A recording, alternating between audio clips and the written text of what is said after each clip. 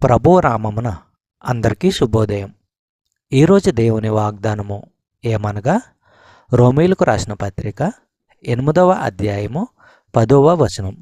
క్రీస్తు మీలోనున్న ఎడల మీ శరీరము పాప విషయమై మృతమైనది గాని మీ ఆత్మ నీతి విషయమై జీవము కలిగి ఉన్నది.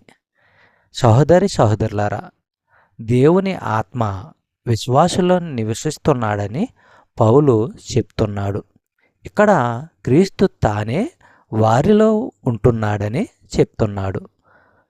యోహాను సువార్త 17వ అధ్యాయము 23వ వచనము మనము పరిశీలించినట్లయితే, వారి యందు నేనును నా యందు నీవును ఉండుట వలన వారు సంపూర్ణులుగా చేయబడి ఏకముగా ఉన్నందున నీవు నన్ను పంపితివనియు నీవు నన్ను ప్రేమించినట్టే వారిని కూడా ప్రేమించితివనియు లోకము తెలుసుకొనున్నట్లు నాకు అనుగ్రహించిన మహిమను వారికి ఇచ్చితిని. సహోదరులారా, దేవుడు తన కుమారుడైన యేసుక్రీస్తును ప్రేమించినంతగా విశ్వాసులను కూడా ప్రేమిస్తున్నాడు. చెప్పబడిన వాగ్దానము దేవుడు దీవించి ఆశీర్వదించునుగాక. ఆమేన్.